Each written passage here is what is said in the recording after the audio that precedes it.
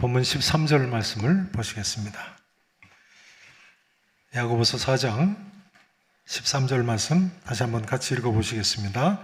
들으라, 너희 중에 말하기를 오늘이나 내일이나 우리가 어떤 도시에 가서 거기서 1년을 머물며 장사하여 이익을 보리라 하는 자들아.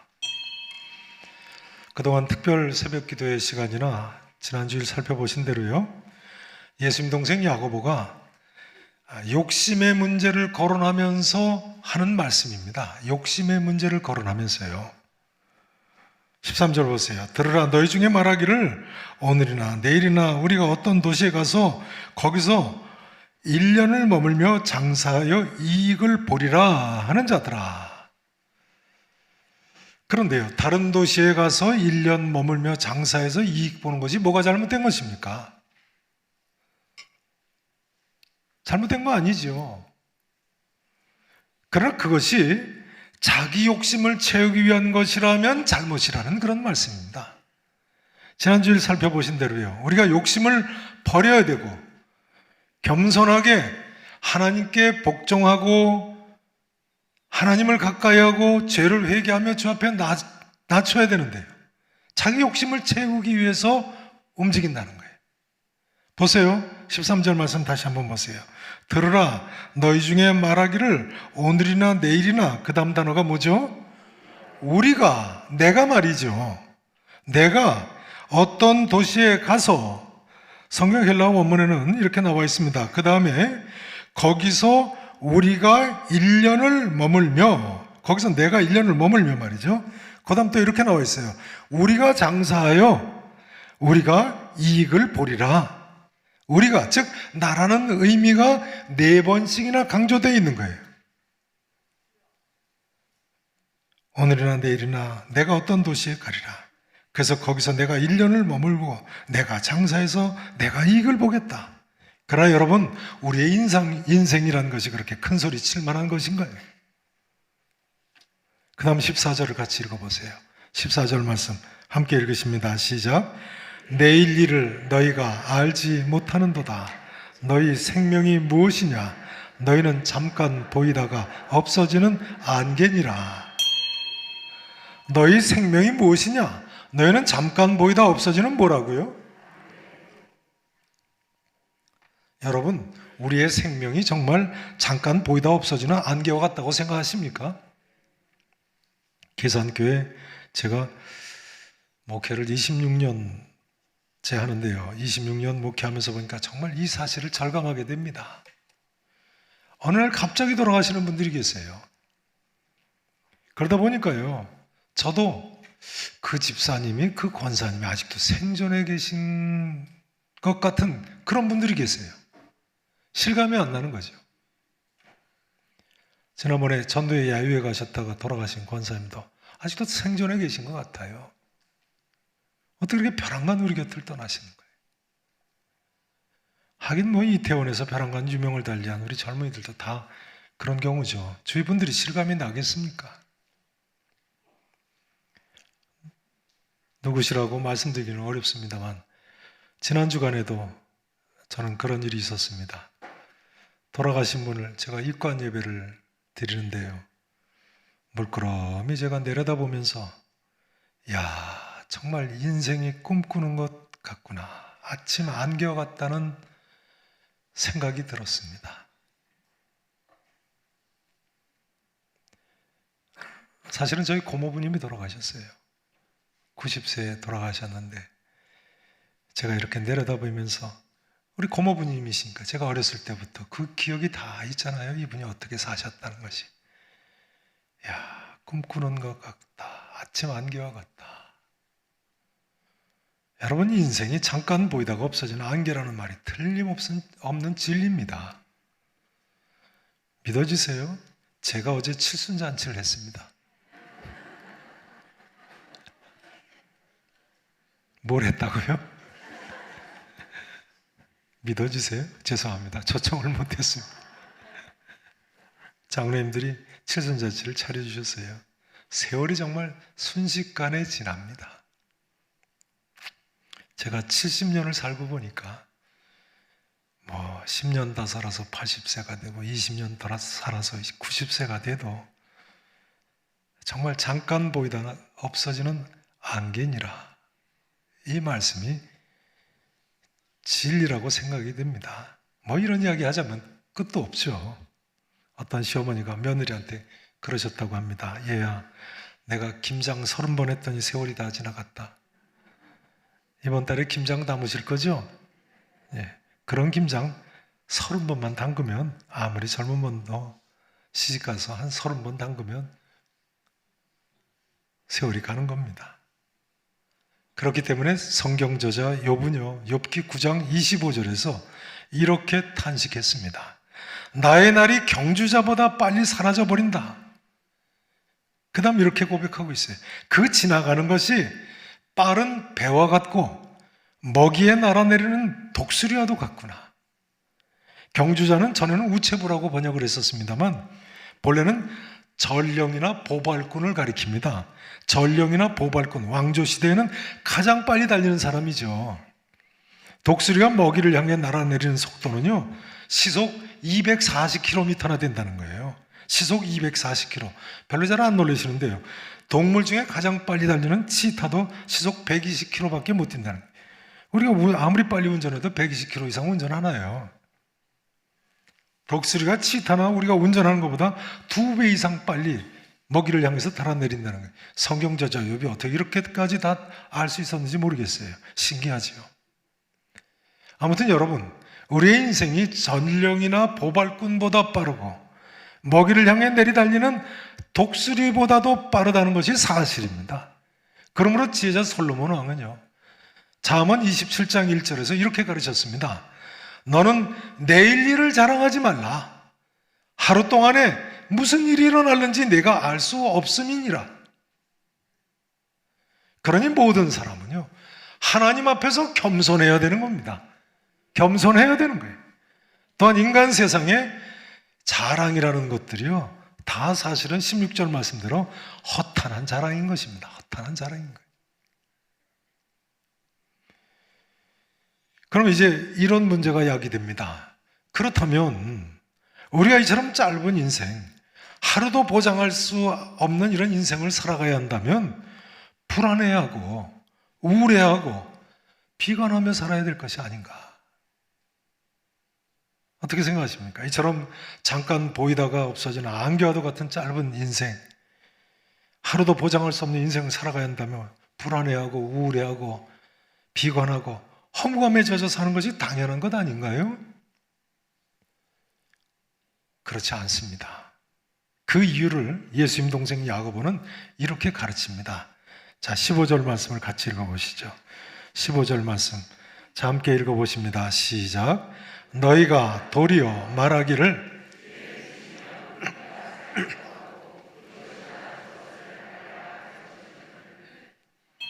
보세요. 너희가 도리어 말하기를, 그렇다고 할지라도 인생이 잠깐 보이다가 없어지는 안개와 같다고 할지라도, 그런 이야기죠. 뭐라고 말하라고요? 주의 뜻이면, 따라서 하시죠. 주의 뜻이면 우리가 살기도 하고 이것이나 저것을 하리라. 주님의 뜻이 있다는 거예요. 뭐가 있다고요? 주의 뜻이. 이 말씀이 이런 말씀입니다. 주의 뜻이면 곧 주께서 도와주시면 말입니다. 주께서 도와주시면 우리가 살기도 하고 살 수도 있고 말이죠. 또한 주께서 도와주시면 이것도 하고 저것도 할 수 있다는 말씀이에요. 믿으십니까? 여러분, 모든 사람은 주님의 주되심을 알아야 됩니다. 예수 그리스도 우리의 주님의 주님 되심을 알아야 되는 것입니다. 우리는 주님의 절대 주권을 받아들이고 범사에 주님 뜻이 있음을 인정해야 됩니다. 내가 아무 도시에 가서 내가 1년을 머물며 내가 장사하여 내가 일을 벌이라, 아닙니다. 주님께서 도와주시면 이 모든 것이 가능합니다. 가능하겠습니다. 고백하셔야죠. 그리고 믿음으로 주님께 구해야죠. 그래서 우리가 매일 하나님께 기도도 하는 것이고 새벽 기도도 나오는 것이고 특별 새벽 기도까지 하는 것이고 철야 기도도 하는 거 아니겠습니까? 여러분, 범사에 우리는 주님의 뜻을 앞세워야 됩니다. 범사에 뭔가 내가 할 것 같이 착각하면 안 됩니다. 주님 뜻을 앞세우고 주님 뜻을 구해야 돼요. 주의 도우심을 구해야 돼요. 사도행전 18장 말씀을 한번 보시죠. 사도행전 18장. 신약성경 219페이지입니다. 사도행전 18장.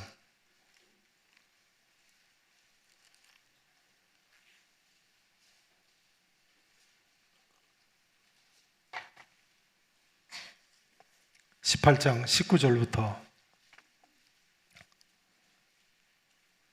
신약성경 219페이지입니다. 다 찾으시고 읽겠습니다. 18장 19절부터 22절. 자, 제가 봉독을 드립니다.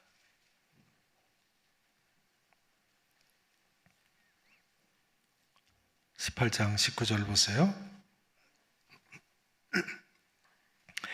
에베소에 와서, 자, 지금 터키 중서부 지역에 있는 항구 도시죠. 에베소에 바울 일행이 갔어요. 그들을 거기에 머물게 하고 자기는 회당에 들어가서, 여기 자기는 사도 바울입니다. 사도 바울은 회당에 들어가서 유대인들과 변론을 했다는 거예요. 변론하니 여러 사람이 더 오래 있기를 청하되 에베소에 더 머무시라고 청했어요. 그런데 허락했어요? 허락하지 아니했어요? 허락하지 아니하고 작별하여 이르되, 바울이 뭐라고 합니까? 만일, 그 다음 뭐라고요? 하나님의 뜻이면 너희에게 다시 돌아오리라 하고 배를 타고 에베소를 떠나 가이사랴에 상륙하여 올라가서 교회에 안부를 물은 후에 본래 바울을 파송했던 안디옥으로 내려가니라. 이렇게 돼 있어요. 바울의 1차 전도행 때의 기록입니다. 이 이후에요, 사도 바울은 2차 전도행 때 에베소 성에 다시 왔습니다.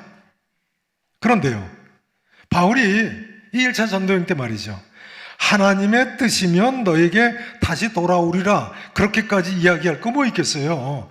가능하면 언제쯤 내가 오고 싶고 또 올 계획이니까 그때 가능하면 꼭 다시 한번 오겠다고 그렇게 약속하지 않겠어요? 그러나 바울은 그런 사람이 아니었던 거예요. 더 정확하게 이야기하자면요, 사도 바울은 하나님 뜻이 아니면 그 모든 것이 불가능하다는 사실을 너무나도 잘 알았던 사람인 거예요. 하나님 뜻이면 당신한테 다시 돌아오겠소.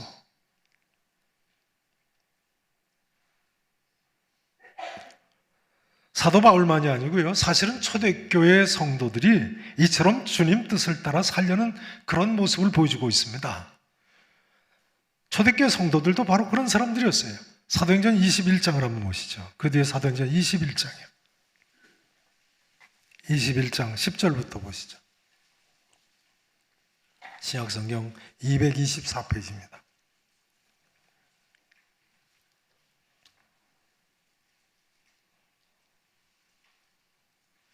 (21장) 10절부터 보시겠습니다. 자, 보세요. 여러 날 머물러 있더니 아가보라는 한 선지자가, 아가보라는 선지자를 만났어요. 유대로부터 내려왔어요. 지금 가이사랴에서 있었던 일이거든요. 유대로부터, 그러니까 예루살렘 성에서죠, 가이사랴로 내려왔어요. 우리에게로 와서 바울의 뭘 가져다가요? 허리띠를 가져다가 자기 수족을 어떻게 했어요? 잡아맸어요. 아가보라는 선자가 자기 손발을, 바울의 허리띠를 갖다가 자기 손발을 잡아맸다는 거예요. 그리고 뭐라고 예언을 했습니까?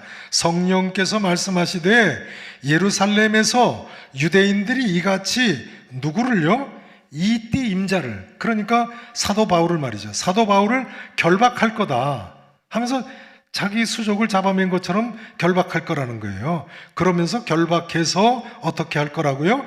이방인들의 손에 넘겨주리라고 예언을 했어요.